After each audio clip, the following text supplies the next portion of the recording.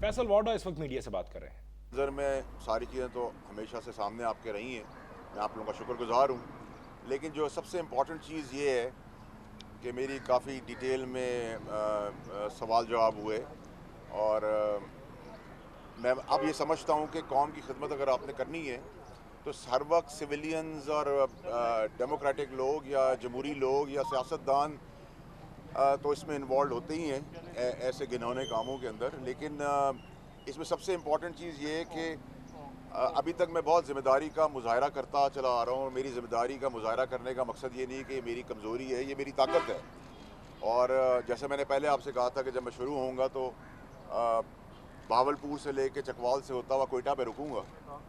तो मैं अपनी बात पे अभी भी कायम हूँ और मैं उम्मीद करता हूँ कि कानून अपना रास्ता लेगा। लेकिन इस पूरे केस के अंदर जहाँ बहुत सारे लोगों का नाम लिया जा रहा है, शहजाद अकबर का नाम लिया जा रहा है, ख़ान साहब तक ये बातें जा रही हैं और उसमें और बाकी लोग हैं, जुल्फ़ी बुखारी का नाम आ रहा है, बाबर अवान साहब का नाम आ रहा है। लेकिन इसमें सब जो एक नाम भूल गए हैं, जिसने सबको आर्किटेक्ट किया, जिसने सबको डिज़ाइन किया, जिसने इस करप्शन के खेल के अंदर सबसे ज़्यादा बेनिफिट लिया, उसका नाम जो है वो है फैज़ हमीद साहब।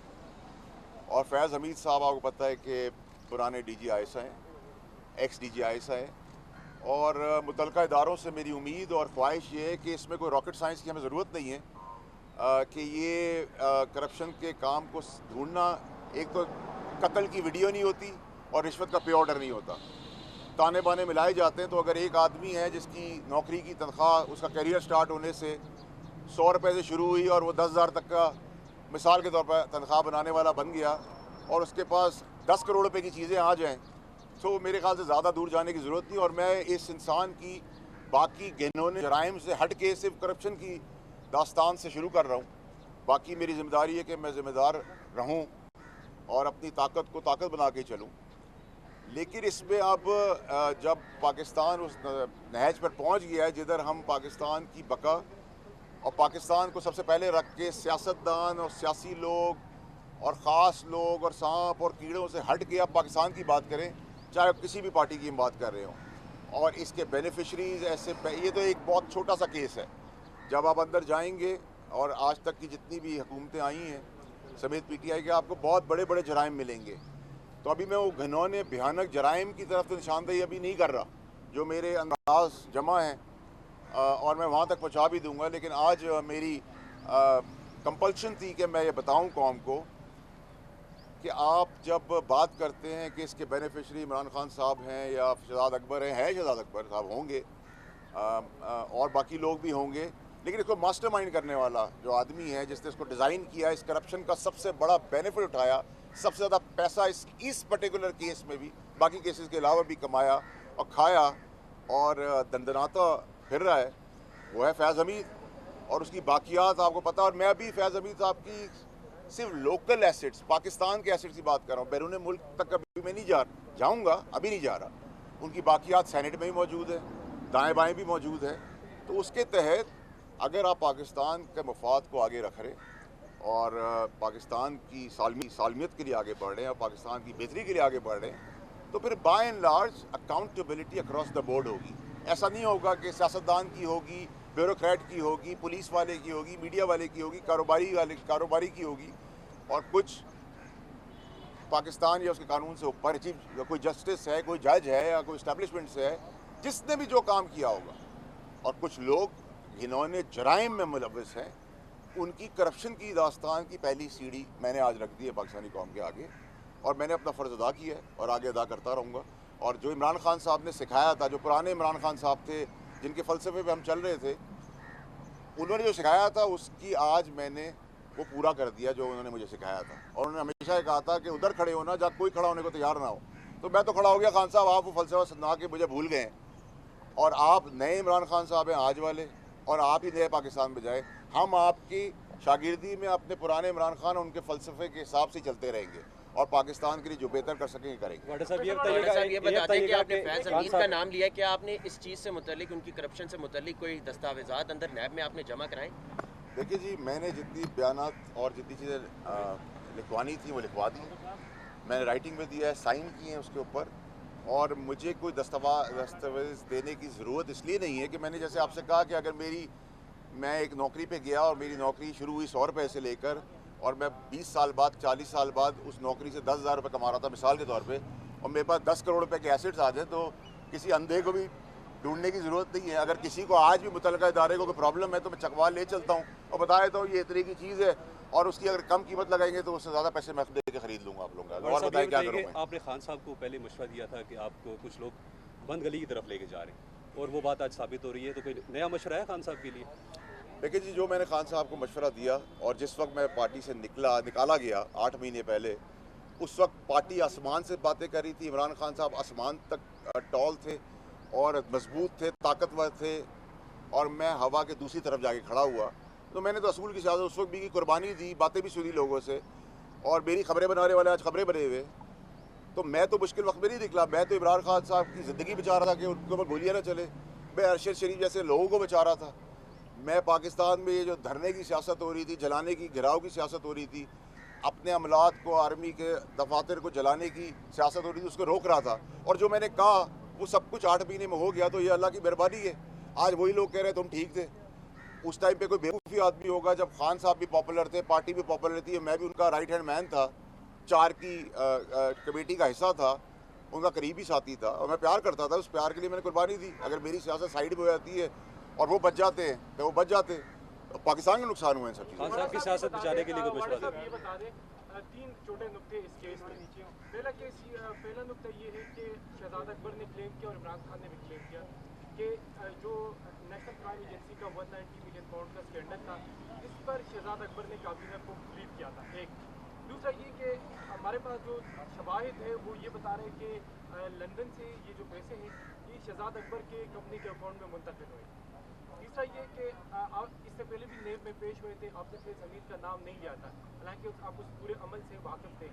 तो क्या ये फौज की मौजूदा इंटेलिजेंस क़यादत की जाने की डायरेक्शन है कि अब इस केस में फिर समीर को भी? देखिए जी, ना तो अल्लाह की मेहरबानी है मुझे, ना मैं किसी का बाप का खाता हूँ, ना पहले खाया ना आज खाऊंगा। ये आपको पता है, आप सारे दोस्त हैं। क्रिटिसिज्म आप करते हैं मुझ पर, वो आपका हक है, लेकिन जो बात फैक्ट है वो फैक्ट रहेगी। मुझे किसी ने ना कहा है, ना कोई कह सकता है, ना मैं किसी के कहने पे कह सकता हूँ। मैं पॉन नहीं हूँ बाकियों की तरह। अल्लाह का लोगों को, अल्लाह की रहमत है, मुझ पर पता है मेरा फाइनेंशियल बैकग्राउंड क्या है और मैंने सियासी तौर पे किससे क्या लेना है। तो मैं तो हक की सियासत करता था, आज भी कर रहा हूँ। दूसरी बात जो आपने की, शहजाद अकबर की बात बकवास है।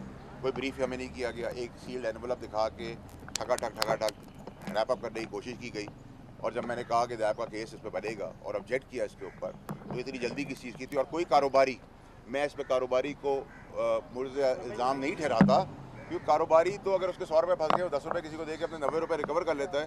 तो ये पाकिस्तान में तरीका ऐसे चलता है। मैं भी ऐसे काम करता रहा हूँ कि जी अगर मेरे पैसे फंस गए, मुझे मेरे पैसे मिल जाए और कोई कुछ ले ले तोहफे के तौर पे, तो प्रॉब्लम नहीं है कि ये बेनिफिट का केस है। एक तो ये नेशनल क्राइम एजेंसी का पैसा जो है वो एक्सचेकर पाकिस्तान, गवर्नमेंट पाकिस्तान के अकाउंट में आ रहा था। ये ओवर एंड अबव 460 बिलियन से ऊपर पैसा था। ये एडजस्टमेंट का पैसा नहीं था। इतना बड़ा अरबों रुपए का बेनिफिट देने का मकसद ये कि आपने कोई बेनिफिट की तैयारी पहले से की हुई थी।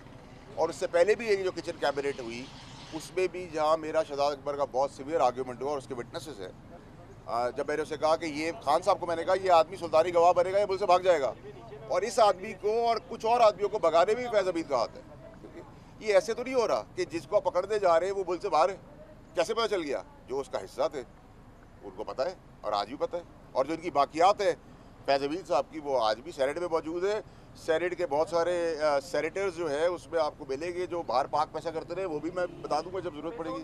अच्छा सर, ये बताइएगा कि पीटीआई पर पाबंदी के हवाले से बात हमें पैसे आने जाने से रिलेटेड कोई चीज़ नहीं बताई गई। अगर आपको सील लिफाफा दिखाया गया तो आपने कैसे क्लेम किया कि इस पे नेब का केस बनेगा? आपको तो कुछ बताया? जब हमें ज़बानी बताया गया तो हमने कहा ऐसा कभी होता है कि आप बंद लिफाफे के अंदर हमसे फैसला करा ले, अगर हमसे फैसला ही कराना था खुद ही कर लेते।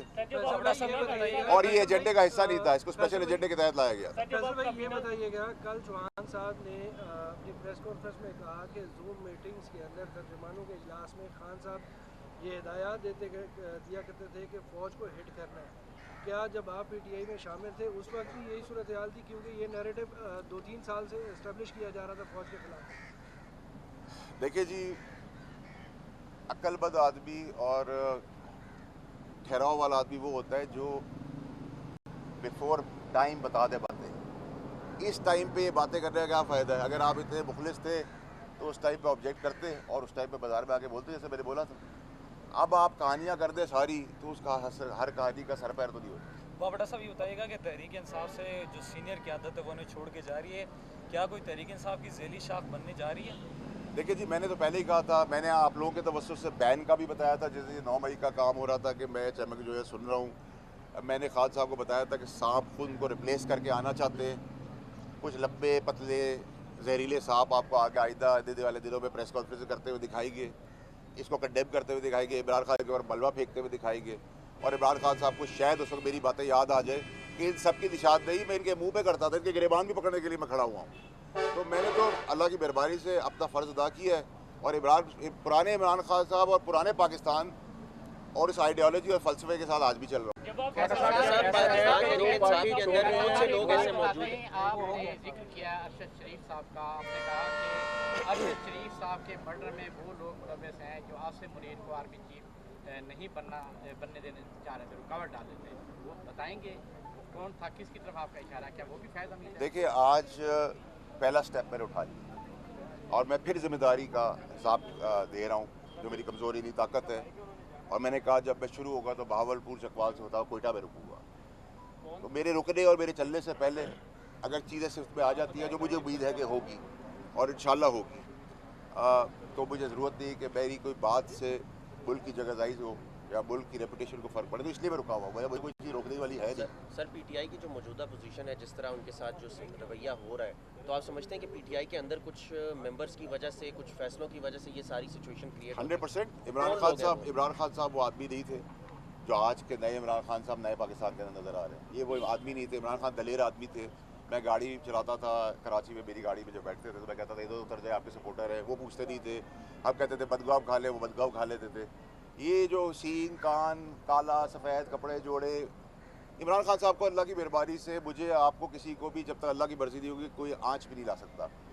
आप महलों के अंदर चले जाए, बंकर्स के अंदर चले जाए, लोहे की सीलें लगा दें, अगर आपकी बारी आ गई है अल्लाह की तरफ से तो आपकी बारी आ गई। ये तो इमरान खान साहब खुद सिखाते थे। वाणी साहब, क्या ऐसा है कि जो पार्टी छोड़ रहे हैं वो ईवान सदर से पिटीशन लेके आ रहे हैं, उनके कहने पे छोड़ रहे हैं, क्या ऐसा है? देखिए, ईवान सदर में जो ईवान सदर के सदर साहब ने जो काम किया है वो मेरे ख्याल से कोई दुश्मन भी नहीं कर सकता। और इस मिसअंडरस्टैंडिंग्स के अंदर बहुत बड़ा रोल ईवान सदर और सदर आरिफ अलवी साहब का है। सर, क्या पीटीआई पे पाबंदी की बात हो रही है, क्या इससे आप इस चीज़ के हक में हैं कि पीटीआई पे पाबंदी लगनी चाहिए या उन पर लग सकती है? देखिए, पाबंदी तो नहीं लगनी चाहिए, लेकिन जो काम करवा दिए गए हैं वो पाबंदी के लिए बहुत काफ़ी है। तो ये काम होने नहीं चाहिए थे, लेकिन पाबंदी लगा के आपको कोई फ़ायदा नहीं है, ठीक है। लेकिन अगर आप कहें कि पाबंदी वाले काम नहीं किए, पाबंदी से ज़्यादा वाले काम कर दिए। फैसल साहब ये बताएं, ये पाकिस्तानी सियासी पार्टियाँ होती हैं सियासी, उनके साथ ये उरूज सवाल लगा रहता है, पार्टी क़यादत गलत फैसले भी करती हैं, बहुत गलत इक़दाम उठाती है, इसका क्या मतलब है?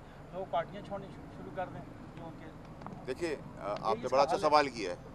देखिए, हमेशा लीडर का काम होता है कि वो आगे देखे, गधे और घोड़े का फ़र्क देखे, अच्छे बुरे का फ़र्क देखे। जब आप अच्छे बुरे का फ़र्क ही नहीं समझ रहे और आपको समझा रहे हैं, तो हम तो खान साहब ज़्यादा काबिल लोग नहीं हैं, हमारी तो कोई औकात नहीं, हमें तो कोई लीडर नहीं है। हमें तो वोट अल्लाह के बाद उनकी वजह से पड़ा था। अगर हम आज ये क्लेम करेंगे हम इमरान खान के से बड़े लीडर हैं तो नहीं है ऐसी बात। लेकिन अगर कोई आदमी अपने आप को बड़ा बनाना चाह रहा है, उनको हटाना चाह रहा है और हटा के लाना चाह रहा है और आपको दिखा रहे तो मेरे वालिद साहब कहते हैं कि अल्लाह जब किसी को देता है तो उसको अकल दे देता है और जब लेता है तो उसकी अकल ले लेता है। तो अल्लाह से दुआई कर सकते हैं, बाकी तो कुछ नहीं कर सकते। अच्छा, और सर ये बताएं, आपको लगता है खान साहब इस केस में बेकसूर हो? क्योंकि वो कह रहे थे कि मुझे ब्रीफिंग दी गई थी, ना कि मैं तहरीरी कुछ पढ़ा हुआ। सर, मैं अभी अपने बंदे को एक आदमी को गोली मार दे, वो गोली मार दे तो आप कहेंगे कि वो कसूरवार है, मैं कसूरवार रही हूँ। लीडर की जिम्मेदारी है। अब आप क्या समझते हैं, कौन सी सियासी जमात मैदान में होगी? मिक्स प्लेट, सब चाट बड़ी शौक से खाते हैं। सर, आप कौन सी प्लेट में जाएंगे? अगर मुझे जाना होता तो मैं 6 महीने पहले जा चुका होता। शायद मेरी यही सियासत है। सर, आपको नई पार्टी बना रहे हैं, सारी पीटीआई की जो नई पार्टी तो नहीं बन रही जी, शायद। Thank you sir, thank you so much. सब वफाकी वज़ीर फैसल वाडा मीज़ ये बात कर रहे थे। उनका कहना था इमरान खान शहजाद अकबर होंगे, लेकिन सबसे ज़्यादा पैसा फैज़ हमीद ने कमाया। उनका कहना था कि मुझे 190 मिलियन पाउंड के ट्रांजैक्शन केस में नैब में तलब किया गया था और नैब रावलपिंडी में पेशी के बाद उस वक्त मीडिया से बात कर रहे थे।